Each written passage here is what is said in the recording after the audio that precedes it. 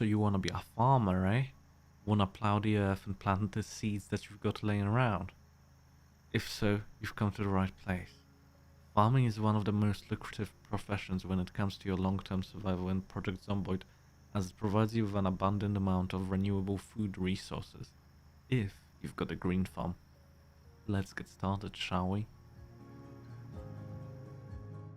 When it comes to farming in the base game, without any mods, there is a single trait and a single occupation which your character can pick that will boost your farming capabilities. The occupation is called a farmer, and it starts off your character with 3 levels in the farming skill, as well as an innate knowledge of plant cure recipes, skipping you the need to search for the farming magazine. For the trait, you're looking at the gardener.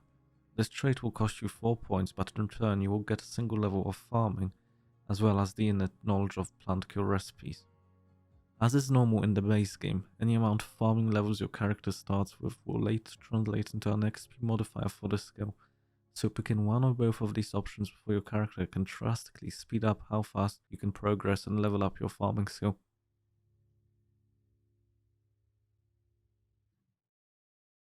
Once you've got your character set up, it's time to start gathering some tools and resources to make our farming journey a breeze. At the bare minimum, I'd recommend you find a trowel or a shovel for digging furrows, a variety of seeds so you can plant your crops, and a water container, the bigger the better, as the plants take up a lot of your water to grow.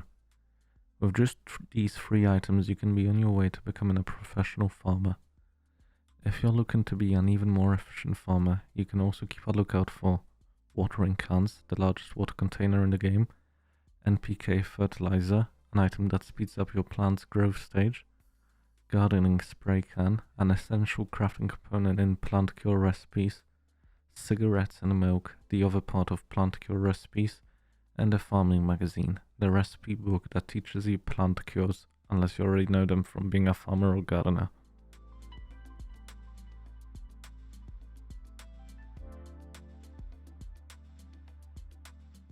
Now that you've got your tools and supplies ready, it's time to get started. There are 2 main ways of farming that I'll tell you about, and they are underground farming and rooftop farming. Both have their advantages and disadvantages, so decide on what you think will be the best for you. Underground farming, as the name suggests, is farming on the ground where dirt is naturally found. The upside of this method is that it requires less preparation in terms of moving dirt, and generally lets you grow more crops, but you may require more preparation in terms of securing the area from zombies, as they are a more prevalent threat on the ground than on the rooftops. To get started with this method, I suggest you clear out the area that you plan on turning into a farmland. Grab a bunch of carpentry supplies and start walling off potential zombie access points. Once you've secured the area from zombie access, build some rainwater collectors nearby to have quick and safe access to rainwater for farming, and finally dig some furrows. If you want to reduce the chance of your plants becoming diseased, keep a space between the different farm plots, but more on plant diseases later. If you instead want to go for the rooftop farming method, I suggest you stock up on sacks and grab your shovel, and fill up those sacks with dirt by right-clicking on a dirt tile and taking some dirt. Each sack can hold up to 4 tiles of dirt, so grab as much as you think you're going to need. Next, you're going to need to find a way to access the rooftop of the building you want to farm on. Some buildings will have a built-in rooftop access, whereas others won't.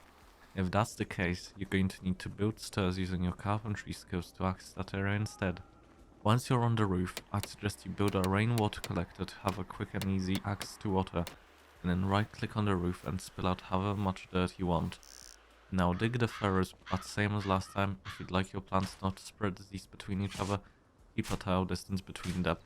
On a final note in this section, it is currently possible to farm indoors in Project Zomboid, but I would recommend you not to do it. It seems like this may have been an oversight by the developers, as the plants generally don't get access to sunlight indoors, and this method may be patched out sooner or later, so in your case I'd stick to the 2 other methods I've mentioned.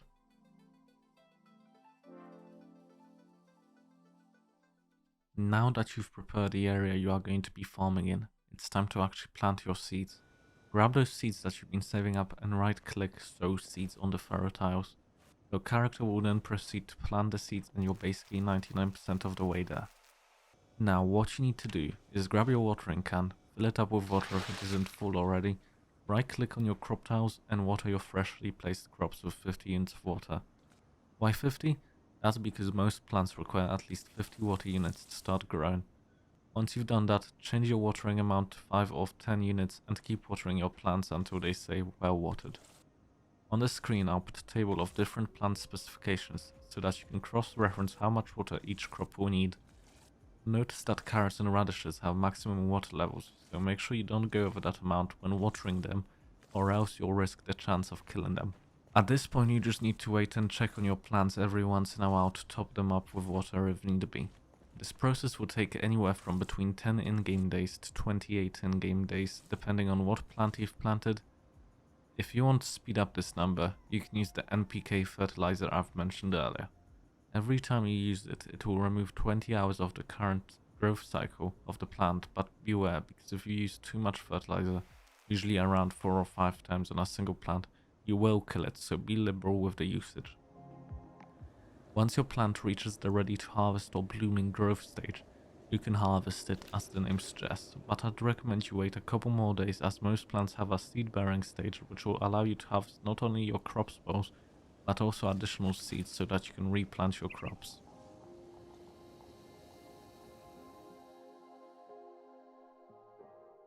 At some point of your plant's life cycle, you may have noticed that it says it's diseased in its info tab.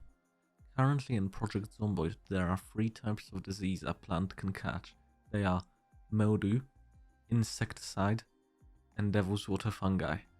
Mildew causes your plants to mature more slowly than they would normally, delaying your harvest for a couple of days. Insects will siphon away the water you feed your plants, meaning that they will consume more water than normal to keep healthy. And finally there is the devil's water fungi.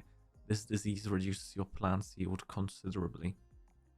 To figure out what disease your plant may have, you need to reach farming level 4. At that stage, if your plant is infected, then it will tell you what sort of ailment it may have. To cure mildew, you need to make a mildew spray with a gardening spray can and milk, and then spray your crops until the disease goes away. In a similar vein, to cure insecticide, make an insecticide spray with a gardening spray can, water, and cigarettes, and spray your unhealthy crops down until the disease gets eradicated. For devil's water fungi, this one is a pain to cure. You need to starve your plant of water and only then will the disease start going away. Most of the time it's easier to just get rid of the unhealthy devil's water crops so it doesn't spread to other plants than try to cure it.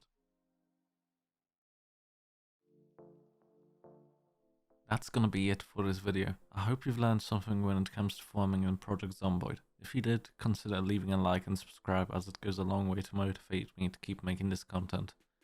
If you've got any suggestions, feel free to leave them in the comment sections below. And if you want to see me live, go visit my live streams when you get a notification on YouTube, or go follow me at twitch.tv/GraksO_. I also have a Twitter which I sometimes use to post sneak peeks of upcoming videos, so feel free to follow me there as well. As always, have a good day and bye.